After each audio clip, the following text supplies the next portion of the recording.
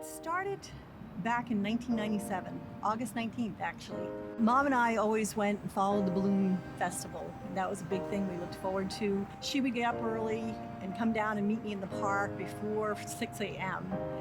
We'd watch the balloons go up. And ironically, she was diagnosed the weekend of the balloon festival. It was August 19th of 1997. On that day, when she was diagnosed with ovarian cancer, it changed not only her life, but it changed our entire family's life. We said, somehow we have to make this an up. And the up was creating the Dempsey Center.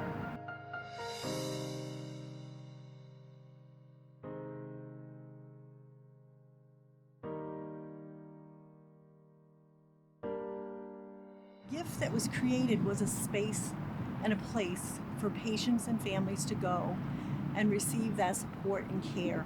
And that I consider a gift that Mom gave to us through her diagnosis, and we were able to give to others.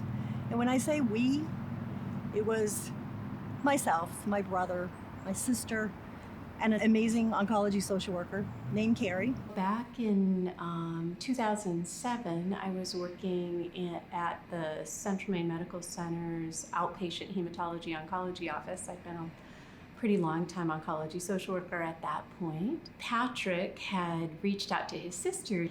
He reached out to say, you know, I'm interested in supporting people impacted by cancer. He started thinking, well, maybe we want to do something more like a center. We created a team of people to come together to get their ideas. And of course, not only through Central Maine Medical Center, through Laird Covey and Peter Chalk, we included Patrick's West Coast team and got their ideas and their approval to use his name. We also created some committees of both professionals and patients to get their input on what was needed and what would be most helpful and what would complement the care that people was receiving. I had been doing for years screening of all clients that would come in for their initial appointment in the oncology office. Most of them, of course, had been newly diagnosed with cancer, and I'd been collecting data about what their most pressing concerns were. We had all that information that was really kind of like straight from the horse's mouth, straight from clients, about what their needs were. It became clear that we were going to actually create a physical space. Carrie and I sat in this very small space down in the doctor's dictation office in radiation oncology. And it was literally a very small space with 2 boxes of papers, 2 laptops, and a phone. And we started to sketch out what our visions were.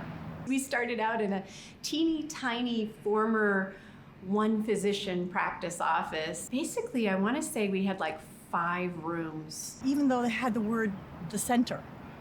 And when you think of the word the center, you think big and elaborate. When you came in the doors, it didn't matter what the space or what the size. It was what you received. That in itself has never changed. That's consistent.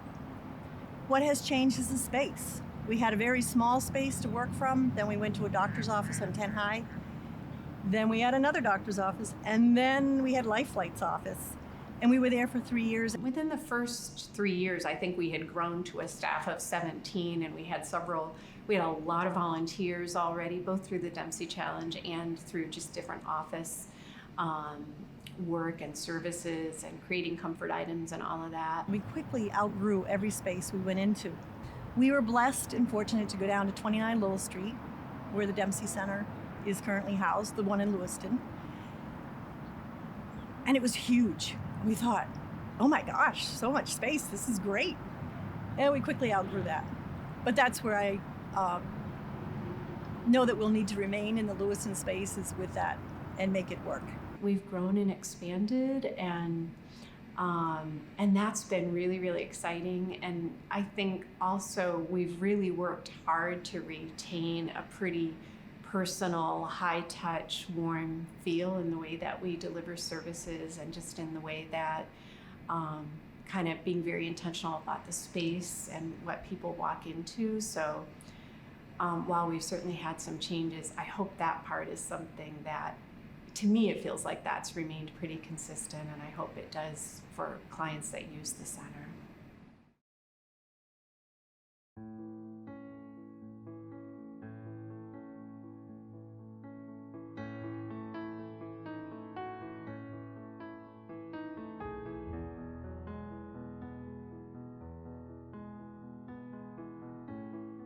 about the center. It has been on commercials, the Dempsey Challenge, so I know a little bit about it.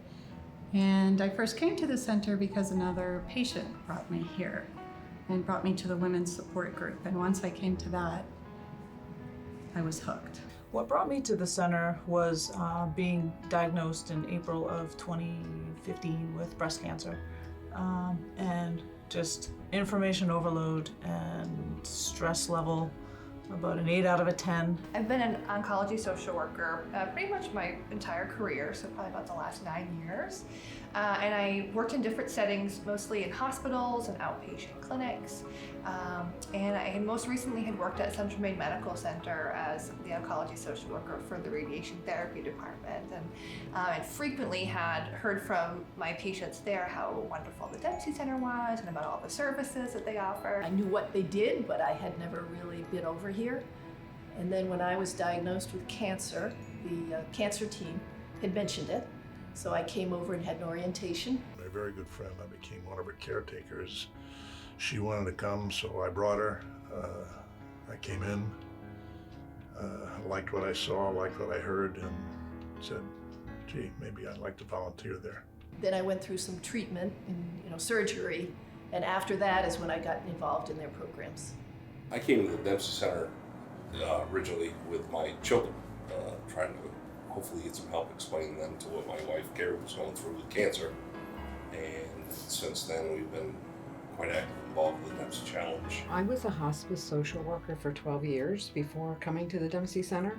So I was familiar with the Dempsey Center because a lot of my patients use the services here. I actually heard about it from a coworker. She told me about the Dempsey Center, and she knew somebody who had had cancer, and she told me about all the programs here. I'm a cancer survivor myself, so I kind of could relate to it. My mom died of cancer, so I said, gee, this looks pretty good. I wish my mom had had it when she was alive. I was diagnosed with breast cancer in November of 2015, and I was through most of my treatment before I finally caved and came here. The next thing I knew, I was in a training program, and here I am.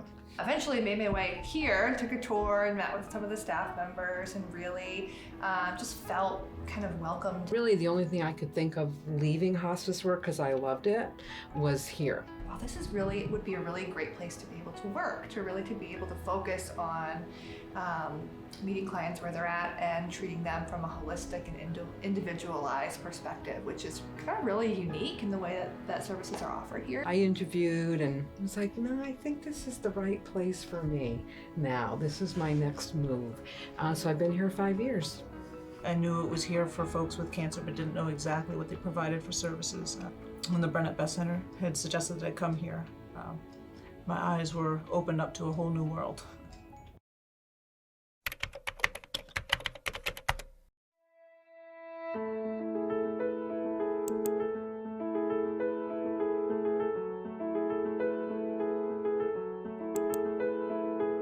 Programs I've been involved in have been counseling and yoga.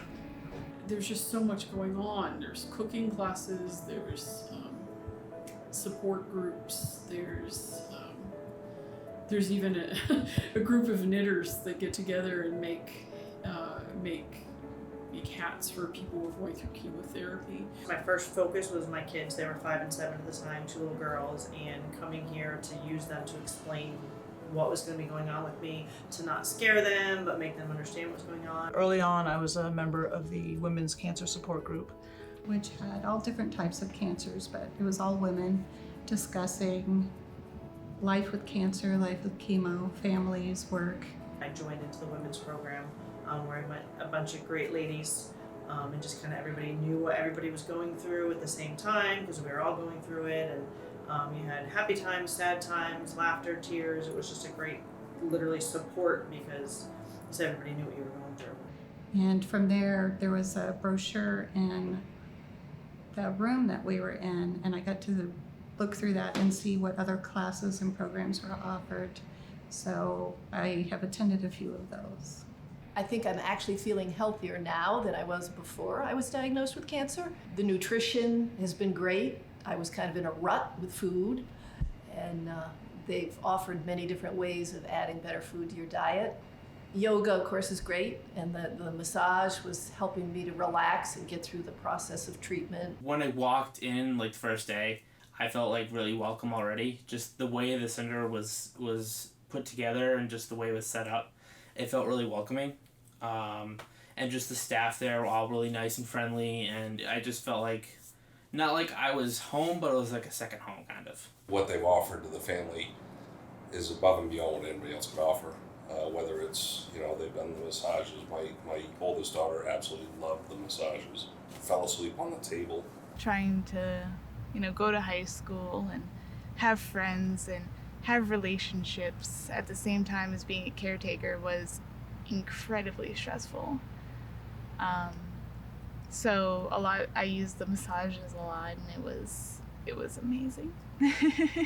I took advantage of the counseling here, which is, I can't say enough about. It's just got me through a really hard time. Also, the Cancer to Health program, which I also recommend to anybody who has a diagnosis. You are involved with 4 to 6 other people who have the same issue you do. It's just life-changing for you because you have support that you can't always get from your family and friends. Just talking with others that are going through what you're going through. So it's been invaluable to me. I participated in the Cancer to Health program with Teresa Baudet. I've done some nutrition, and I did some exercise programs as well while I was in treatment. But the biggest part of my involvement here has been with the support side of things. The whole support, unlike everybody else who focuses just on the patient, this focuses on the family, the caregivers, everybody else, which has been spectacular. After my cancer, most of my high school friends, they went off to college, so I didn't really get to see any of them while I was in the hospital. I was in the hospital for a couple months, which made me feel really lonely, and I talked about this with Tukey during my counseling sessions, and we made some strategies, and she also suggested I go to either the teen group or the Not of My Own group. Taking that Cancer to Health class taught me an immense amount of information, not only about ways to reduce my stress through such things as like progressive muscle relaxation, breathing techniques, meditating, but to learn like what I needed. So this closeness circle that Teresa Baudet taught me about in that Cancer to Health class kind of gave me a tool to be able to look and see who are the people in my life that I'm going to be able to get help from. And whether it be help with physical tasks or emotional or both, it was really, really neat to see. And I realized that there were more people that were there to help me than I thought. Teresa also helped me get over that uncomfortableness of having to ask for help, because that was a struggle for me because I'm super independent. What the support groups have helped me with here is treating the emotional side of things and helping me to heal myself, I guess, from an emotional standpoint. I have family and friends that are, were there for me, but they'd never been through it. So to be able to come here and talk to my peers that are dealing with the day-to-day grind of cancer treatment and what the whole toll of it is, helped me a lot in getting through, not just checking off days off a calendar, but being able to, look at the end, not see beyond just one day. And it gave me a good opportunity to just look at my whole self, and I learned a lot. I really did learn a lot through this process. Teen group was by far the most influential program that I used at the center. There was a lot of days, a lot of heavier days where we would discuss, our personal experiences, and it would usually end up in some of us crying at the end of it, but it was really helpful. They had somebody who related to them in a way that I'm sure a lot of their friends outside of teen group just couldn't understand. It became a safe space to go to and just be able to feel those feelings without feeling selfish about it. Because I know it's like when I was in high school, I didn't talk to my actual, to my friends about all of this stuff because I didn't want to bring them down, I didn't want pity or anything. So to be able to talk to somebody who understood on my level was extremely helpful.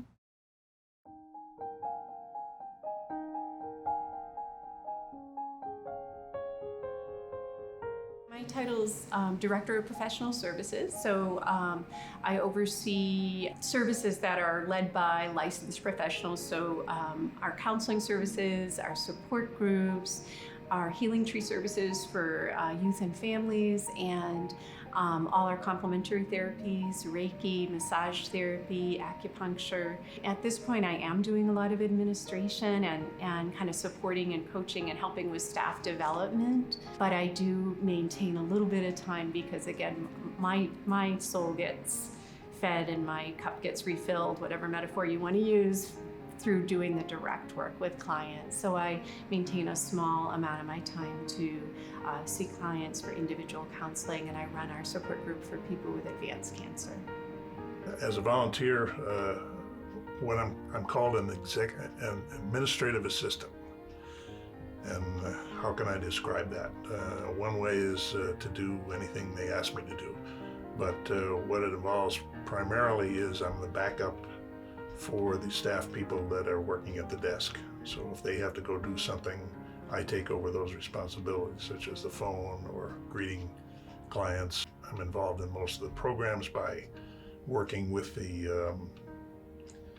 other staff members to set them up, get them ready for what they need, clean up afterwards, make sure they have what they need in order to do what they do. My role here at the center is the Youth and Family Services Manager. So essentially what that means is a whole lot of different things. I coordinate and develop all the programming and services for children, teens, and families. So I do consultations with parents, consultations with young adults that might be impacted by cancer. I do individual counseling with youth clients. So we define youth kind of loosely as 23 or under, but it's really kind of a spectrum depending on what the needs of the client is. I also run 2 support groups. One is called Support for Seedlings, which is for younger children. So that's usually 6 to 12. And that is actually a kind of a hybrid group that runs as a support group and a yoga class as well for kiddos. And then the other group I run is Teen Group, which runs every Thursday. It's a pretty special group of teenagers, and that's probably one of my favorite parts of the week is being able to facilitate Teen Group. And that group also does outings as well. So we have Teen Adventure Days a couple times a year where we do different things like horseback riding, hiking, canoeing, things like that. Part of my role here is also to provide community presentations and education. So I do go occasionally to schools or community-based organizations, either in maybe response to someone there being impacted by cancer, maybe a teacher or a student in the classroom. And I also do educational workshops on addressing the needs specific to youth who've been impacted by a cancer diagnosis, either their own as a pediatric cancer patient or a family member's diagnosis. So my primary responsibility as a therapist here is to provide counseling to cancer patients and caregivers or anybody impacted by somebody they know that has cancer. I do family work also. I might work with a husband and wife, or I might work with a mother and a daughter, or a son and a mother, whatever combination that they want. I also do grief counseling. A lot of our cancer patients don't survive. And so when I work with a family or a patient and they do die, then I also can continue to do grief counseling work with them. I facilitate support groups. That's my second, I would say the next major thing that takes my time here is support groups. So I facilitate a women's cancer support group, and I facilitate a a group called Living with Hope, which is for advanced cancer or terminally ill patients. From Cancer to Health is a big program here that I love. I was trained at Ohio State University to facilitate this program, which was specifically designed to decrease stress and improve coping for patients that are in treatment. And then I do some programming. So right now I'm working on a program on sleep. We have a big problem with people not sleeping well. They're stressed, they're anxious, they're nervous. So I'm putting together a workshop on stress. In my career at the Dempsey Center, I've been able to do many things. From being a creator, co-founder, a colleague, a volunteer, a staff member. Started out as a coordinator, which meant we didn't have any pens, paper, computer, phone. We didn't have anything. So all of that needed to be ordered. I went from that to interim director to co-assistant director, and then to volunteer corps manager and to community service coordinator. Sometimes all the different hats were really just one. It really just meant when there was a job to be done, help with it, and don't differentiate between jobs, really. I think that every job and every role is extremely important, and there is a place for all of us there, and all my roles, again, the patients and the families and the volunteers was my most favorite. I would spend weekends in the office doing my paperwork because I would spend the weekdays out being around people, which I really loved. And that was probably the most rewarding for myself, to be able to listen and guide and direct somebody to the next person in the center that could help them with the next piece that they might need.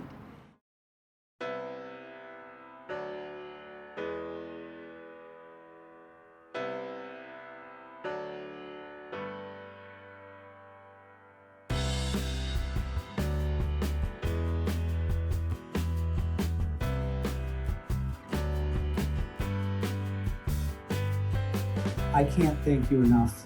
The people that come through the door, you make it possible. All of you, each and every one of you, make it possible to really transform people's lives, and we thank you for that. And let's continue doing it. We have a lot of work to do.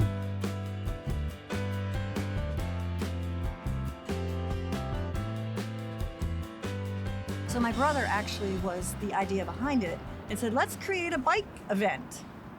We did, 2009. It was a one-day event. It was like preparing for a big wedding, all this work, and within hours it was done.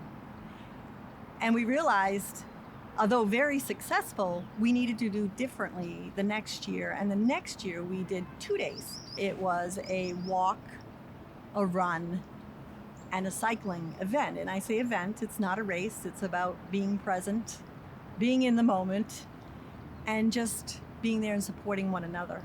Now it's really around 3 days of an event. This is a tremendous honor for us to be a part of this. And we are a team. And look what we've done in the last 10 years. It's brought in thousands of people around the world. It's become a destination. It's become a reunion of friends. The Dempsey Challenge is amazing. People come from all over the country, other countries, to support us. I've donated in the past to the Dempsey Challenge through other people. And it's one of those things that it's right here in Lewiston. We're from Auburn. I've known about it, knew it, but busy schedule, so I just help people out. When it came time that it affected me personally, it changed my whole outlook on it. We have a large gathering that comes up from out of state as far away as Connecticut. Spend the weekend, do the 5K, 10K, do the bike rides. I have been involved with the Dempsey Challenge now for 3 years. I volunteered for a couple years as well, but didn't actually get involved in the actual walking, running, biking until 2 years ago. All the community members that it takes to put on the Dempsey Challenge, people coming from all around the world to participate in that. I love the community that comes out during the walk. It's it's great to see, you know, people out on their porches, out on the side of the road. I love the way that they decorate the bridge. I look forward to that the most, seeing all the flags that, you know, people who have been impacted have created. I love seeing the signs on the walk that everybody creates for their loved ones. I've even created a couple myself. I get to share my story, my mom's story. So I think that's the part that I look forward to the most. I participate in the challenge. Although I'm an old guy, I do walk the 5K, or at least I have for the last couple of years. I plan to do it this year if I make it that far, and of course contribute through that and encourage other people to contribute. I was in the Dempsey Challenge once. It was back in high school before I found out that I had brain cancer and whatnot. I was president of the Key Club at my local high school, and we felt that doing the Dempsey Challenge would be a great way to help support the Dempsey Center and do like a volunteering kind of thing for that. So I walked the 5K. It was really tiring because exercising is tiring, of course, but it felt really worthwhile because I knew I was doing it for a good cause, and I knew that my support would help the Dempsey Center help other people, which turned out I was one of those people eventually. Cancer impacts so many of us that it's a common cause, and it's a great event.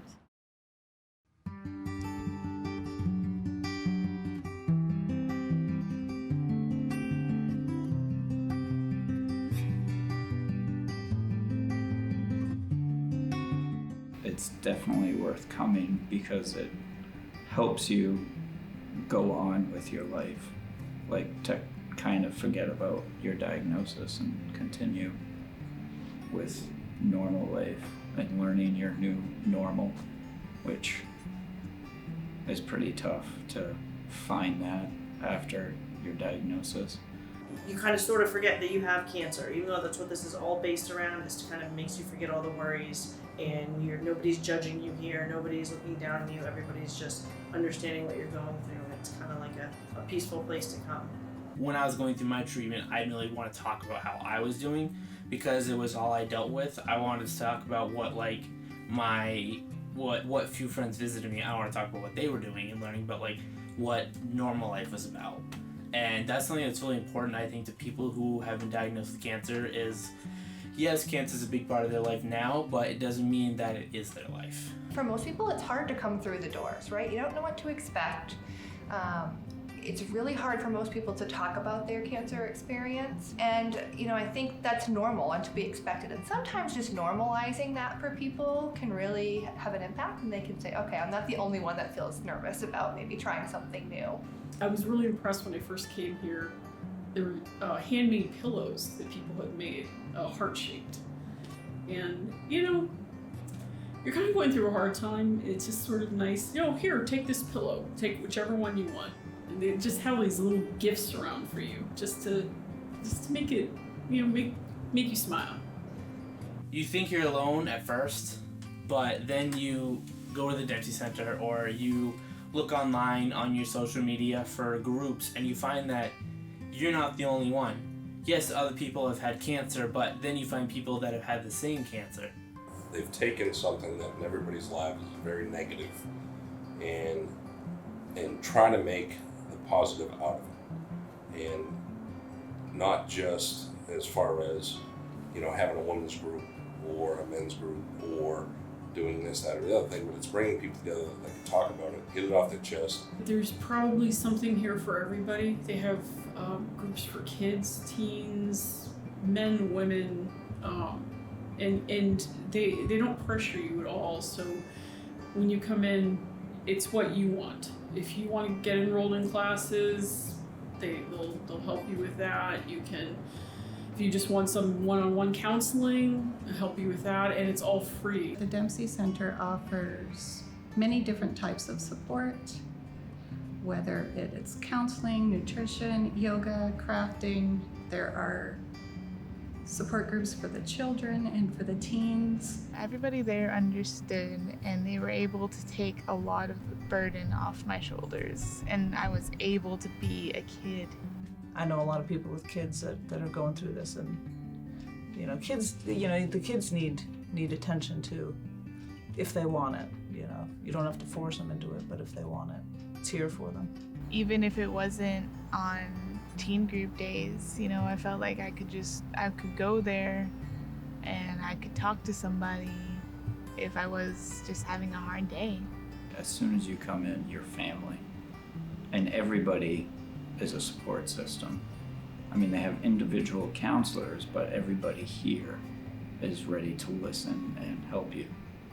It's like a little home away from home when you're going through treatment and, you know, you're tired, but you have to be kind of leery of being around people who might be sick. This is a safe haven. You know, you can come here anytime. I feel like it becomes like a second family, really, because everybody who works there they want to support you. They want you to get better. They want you to, you know, live your best life. Every single staff member, every single volunteer, and even the patients who come through the doors are helping one another in that space. It's very magical to watch.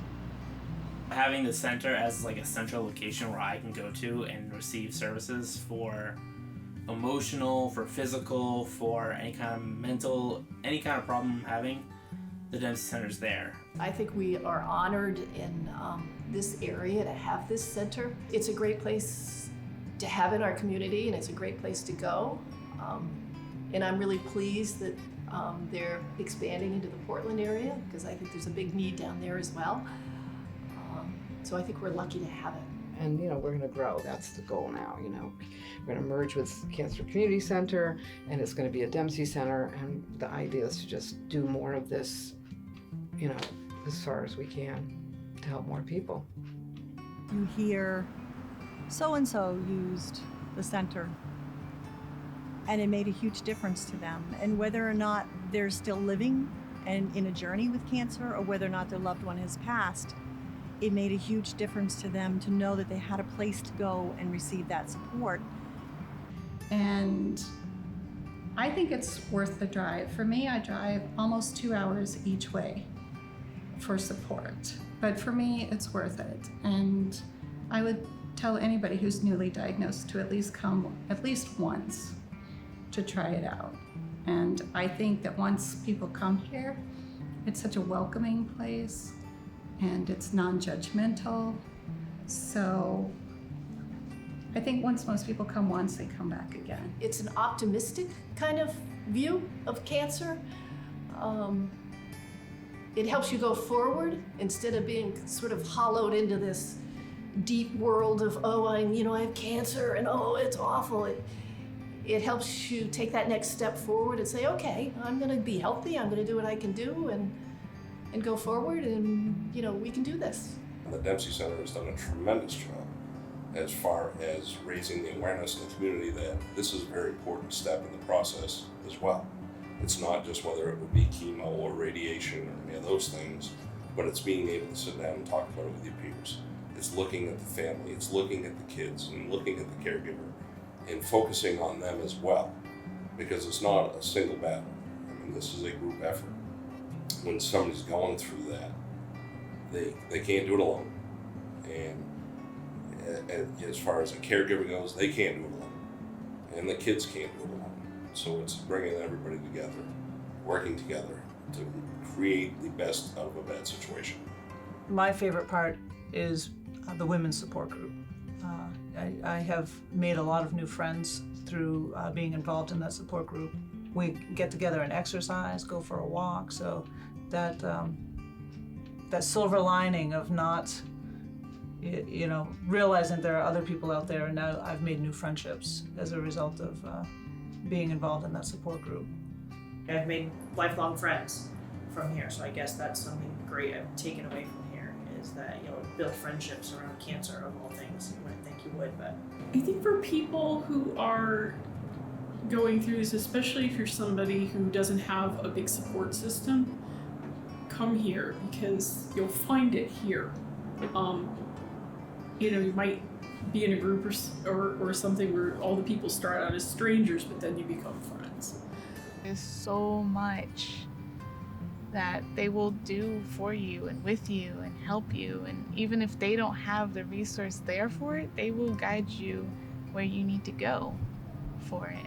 It's really important, I think, when you're going through cancer to treat your whole self, whether from a holistic as well as a medical perspective. And so whatever it might be that you want to do here, it's available to you. It gave me a gift to know that there are no limits. You can do anything if you put your heart and soul towards it. You reach for that moon, you hang on to the stars while you're falling, because you will, and you just climb back up and go for your goal. If you have a wish and a goal and you want it bad enough and it has a good reason behind it, a great cause, you can make it happen. So never give up that hope.